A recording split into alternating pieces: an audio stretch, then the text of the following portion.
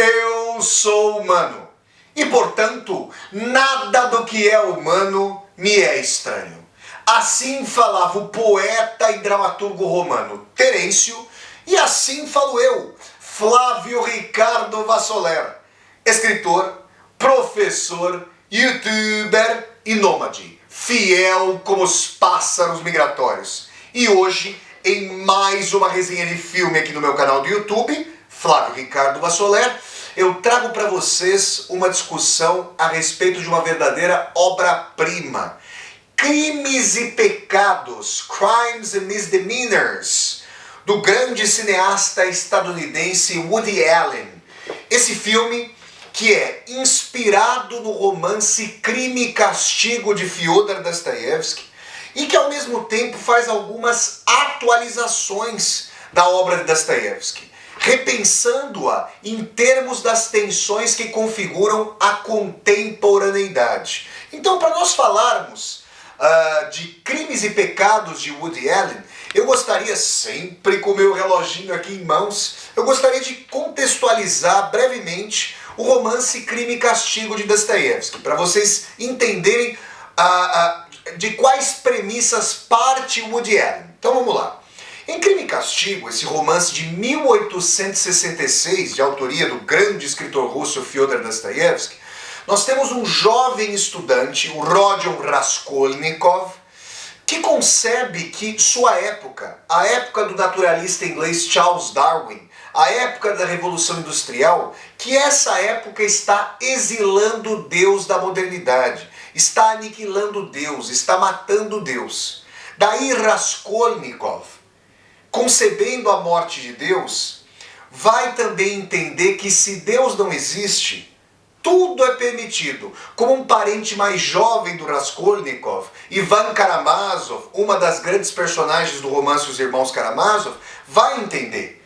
Então, se Deus está morto, se Deus está sendo exilado da história, é possível matar o não matarás. O crime de Crime e Castigo é justamente um planejamento de Raskolnikov para saber se ele pode cruzar a fronteira do não matarás e conseguir carregar, suportar o fardo de ter aspergido sangue alheio. Então, todo o plano nihilista, relativista, amoral de Raskolnikov parte de uma chave de mudança para uma nova época. A época em que vigorava a moralidade cristã, que, em enorme medida, Raskolnikov atribui na modernidade apenas aos seres ordinários, aqueles que tomam a lei como sendo uma baliza absoluta, e aqueles que detêm a clava do poder, aqueles para quem tudo é permitido, aqueles que podem transcender a proibição, sabendo que ela é revogável, porque o que foi construído pode ser construído uma vez que o absoluto, uma vez que Deus morreu. O castigo de Crime e Castigo é justamente a percepção de que Raskolnikov, diferentemente do que o seu pensamento projetara, não conseguiu suportar propriamente o fardo de ter aspergido sangue alheio. Ao fim e ao cabo, a personagem se entrega à justiça. É toda uma discussão, e se você quiser assistir a um curso que eu ministrei sobre Crime e Castigo, você pode entrar em contato comigo aqui pelo meu canal do YouTube ou pelas minhas redes sociais, Facebook, Twitter, Instagram, para você ter acesso às aulas gravadas desse curso sobre Crime e Castigo que eu ministrei no ano passado. Essas são as premissas gerais de Crime e Castigo em que Woody Allen vai se basear para construir a personagem de Judah Rosenthal. Diferentemente de Rodion Raskolnikov, Judah Rosenthal não é uma pessoa depauperada. Judah Rosenthal é um oftalmologista muito bem sucedido da cidade riquíssima de Nova York, riquíssima e com muita concentração de riqueza, né? Com pouca distribuição de riqueza. E Judah Rosenthal é alguém formado na tradição judaica, né? Com uma educação religiosa rigorosa, com delimitações claras entre o bem e o mal, entre a dimensão de que Deus é aquele que salvaguarda os valores morais.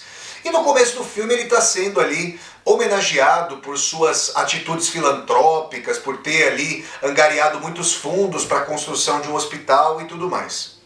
Acontece que esse grande oftalmologista, bem-sucedido, bem casado, pai ali de dois filhos já crescidos, tem um caso extraconjugal. Esse é o primeiro fio desencapado, digamos, de crimes em pecados de Woody Allen.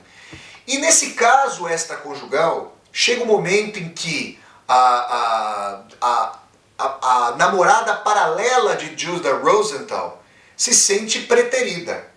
Judah Rosenthal havia, segundo sua namorada paralela, segundo essa moça que tem com ele um caso extraconjugal, lhe teria feito uma série de promessas e agora ela está a ponto de revelar que Judah Rosenthal fora infiel para sua esposa. Então ele começa a entrar ali numa sinuca de bico, vamos dizer assim. Ele quer manter as aparências, ele ali é um milionário nova-iorquino, querendo ali ficar bem com a sociedade, mas pode ser desmascarado como infiel. Acontece que o Woody Allen sabe agudizar a situação.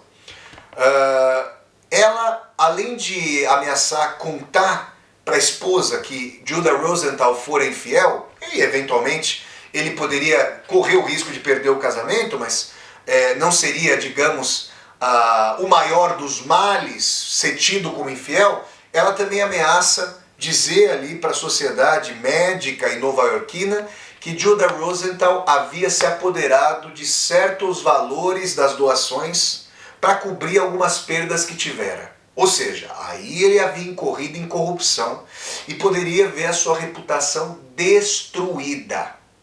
Quando Judah Rosenthal vai conversar com o Rabino Ben, que é um dos seus pacientes ali no consultório de oftalmologia, o Rabino traça uma demarcação muito clara. Olha, você deve contar para sua esposa esse caso. O Rabino vira um confidente, então, como se fosse ali na tradição católica, a tradição da confissão, como se fosse um padre.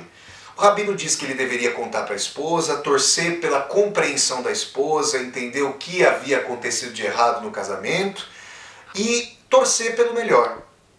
E o Rabino sustenta isso na dimensão de que se não houver uma força maior para o universo, se não houver uma dimensão norteadora dos valores e das ações, a vida é estiolada, perde todo o seu sentido e nessa medida pode ser completamente relativizada. Essa voz cala fundo em Judah Rosenthal, porque, como eu já disse a vocês, ele teve sim uma educação religiosa.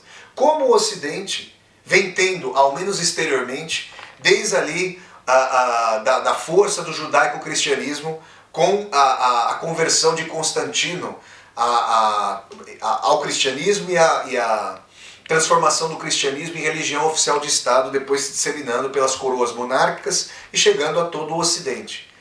Acontece que uma tensão vai se estabelecendo no âmago de Judah Rosenthal. Devo me desvelar? Devo fazer o mea maxima culpa? Ou posso recorrer a um amigo a quem eu já ajudei, um amigo do submundo, que pode, digamos, limpar a área para mim? É assim, tetricamente, que pensa Judah Rosenthal, a ponto de ser estabelecido um plano de que sua namorada paralela, com o sintomático nome de Dolores, as dores em espanhol, né, pode ser assassinada. E nenhum vestígio conectar Judah Rosenthal a Dolores. E aí tem uma questão importante que o Woody Allen já está atualizando a partir de Crime e Castigo.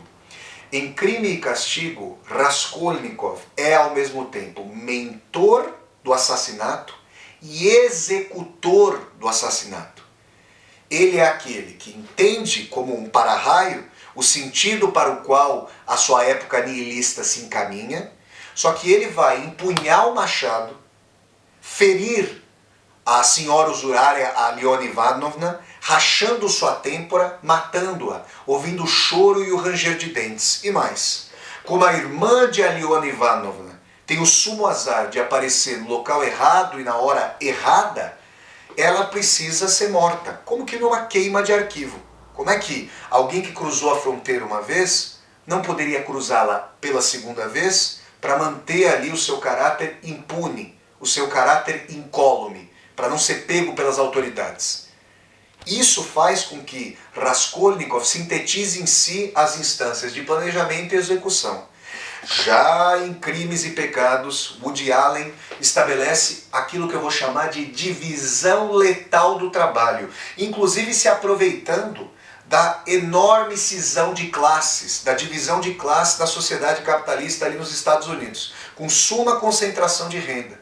O mais rico, que não tem interesses em perder a sua pompa e circunstância, a sua pose, o Judah Rosenthal, pode encomendar para alguém mais pobre, para alguém que vive o chão da vida, o chão real, fora das mansões, fora das lareiras, fora dos jantares requintados e das solenidades, pode encomendar o assassinato. De tal maneira que entre planejamento e asepsia e alienação e execução existe uma distância burocrática e socialmente intransponível, uma verdadeira clivagem. De tal modo que a dor de Raskolnikov em face do sangue aspergido é uma dor que, por mais bárbara que seja implicando o homicídio, ainda assim o humaniza. Essa dor é uma dor tornada asséptica, silenciada pela modernidade com as suas muitas clivagens burocráticas. Eu sempre falo a vocês que Adolf Eichmann, o burocrata nazista, da Schutzstaffel, da SS nazista, um Estado dentro do Estado, inicialmente uma organização paramilitar na formação do nazismo, mas depois um Estado dentro do Estado responsável pela solução final da questão judaica, que Adolf Eichmann, responsável pela logística de deportação por meio de trens dos judeus da Europa do Leste para os campos de concentração ali, por exemplo, da Polônia, que Adolf Eichmann, em seu julgamento, quando foi submetido a julgamento em Jerusalém, no início da década de 1960, e quem conta isso é a Hannah Arendt, no livro Eichmann em Jerusalém, livro que já foi resenhado por mim aqui nesse canal. Você pode ir até a playlist Resenhas de Livros com Vassoler para encontrar essa discussão. A Hannah Arendt relata para nós, a partir do julgamento de Adolf Eichmann, que Eichmann sequer se disse antissemita. Estava cumprindo uma função. Era uma engrenagem pequena de um mecanismo que o ultrapassava. Havia prestado lealdade ao Führer, ao dominador, a Adolf Hitler. Sem o seu papel, é bem verdade, não haveria a deportação dos judeus e, consequentemente, não teria ocorrido o horror da solução final. Ainda assim, Eichmann pôde dizer que sequer abriu a válvula da câmara de gás. Claro que a engrenagem era toda articulada, mas os mecanismos de alienação da culpa estão colocados e refinados nessa época. E é disso que Judah Rosenthal vai se aproveitar. E aqui, gente, é preciso dizer que em Crimes e Pecados existe uma trama paralela, como muitas vezes acontece nos filmes de Woody Allen, em que o próprio Woody Allen é um cineasta ali que quer fazer uma obra de arte mais profunda, mais densa, e vai sempre ali flertando com essa dimensão de participar de Hollywood, do show business para ganhar dinheiro. Essa trama aqui fica mais em segundo plano na nossa resenha, porque o que interessa ao fim e ao cabo é que o Woody Allen, ele próprio, como personagem de seu filme, desapontado, está sentado ali numa festa de casamento. Olha ali, a renovação da vida após a morte, após o assassinato encomendado por Judah Rosenthal. Ele está desapontado porque a Mia Farrow, que é a personagem ali com quem ele não consegue se casar, acaba ficando com o seu maior desafeto, né? Justamente o comediante que participava do show business. E aí nós temos ao fim e ao cabo uma cena metalinguística, porque Woody Allen está sentado ao lado de Judah Rosenthal. E quando Judah Rosenthal sabe que Woody Allen, descobre que Woody Allen é cineasta, o que Judah Rosenthal como personagem faz em face de Woody Allen? Conta para a personagem / diretor daquele próprio filme a história de assassinato de que participara. Aliás, de que não participara. E conta essa trama, dizendo que isso dava um bom enredo. Só que há a diferença da tragicidade de Um Crime e Castigo, há a diferença da tragicidade de Édipo Rei, quando o rei Édipo de Tebas descobre que acabar incorrendo incesto com sua mãe e acabara matando seu pai inadvertidamente, Édipo furara os próprios olhos. E essa metáfora dos olhos é fundamental. Qual a profissão de Judah Rosenthal? Oftalmologista. E ele dissera que seu pai lhe trouxera a imagem de que os olhos de Deus estavam sobre ele. No começo, ele dissera, será por isso que eu me tornei oftalmologista? Mas na verdade, diferentemente do que o pai quisera que os olhos de Deus supervisionassem seu filho, e diferentemente da dignidade de um rei Édipo, que fura os próprios olhos em face da ocorrência, da transgressão dos maiores tabus por ele próprio, Judah Rosenthal tem os olhos bem vivazes e atribui apenas à ficção a dimensão da tragédia. Na verdade, Judah Rosenthal já está reconciliado com o horror que cometeu. Se pôde escapar da justiça, se há alguém que não ele acabou sendo imputado o crime, ele pôde tocar a vida, pôde beijar novamente sua esposa, pôde celebrar a renovação da vida com um casamento. E pôde chamar de trágica e ficcional a entrega, por exemplo, de um Édipo ou de um Raskolnikov às garras da lei e da dor moral do remorso. É assim que o Woody Allen transforma crime e castigo em crimes and misdemeanors, crimes e pecados. O castigo, a dor moral, vira um pecadilho, vira uma transgressão que, se não for encontrada, desvelada, revelada, instada pelas autoridades, pode ser burlada pelo niilismo da modernidade, pela vacuidade moral da nossa época, que há muito exilou Deus do convívio dos homens e mulheres. Pessoal, essa foi a leitura que Woody Allen fez com Crimes e Pecados da grande obra dostoiévskiana, Crime e Castigo. Se vocês gostaram demais dessa resenha de filme aqui do meu canal do YouTube, eu peço que vocês deem um like no vídeo, curtam o vídeo, disseminem esse vídeo pelas redes sociais, para que nós possamos chegar cada vez mais e mais pessoas. Se você está chegando ao canal pela primeira vez, seja muito bem-vindo e bem-vindo. Eu peço que você se inscreva aqui no canal, toque a sinetinha para poder receber as notificações e deixe o seu comentário aqui embaixo do vídeo para que nós possamos conversar. E mais, aqui embaixo desse vídeo você vai encontrar uma tecla chamada Seja Membro. Se você gosta das atividades aqui do meu canal, eu peço que você clique na tecla Seja Membro, se torne, segundo aí sua situação financeira, um membro ou uma membro humanista do canal para apoiar este meu projeto de universidade aberta no YouTube. Então é isso, pessoal. Eu deixo sempre o convite para vocês acompanharem as resenhas de filmes aqui do meu canal do YouTube, que acontecem todos os sábados, às 10 horas da manhã, horário de Brasília. Então até a próxima resenha de filme, pessoal, e tchau, tchau!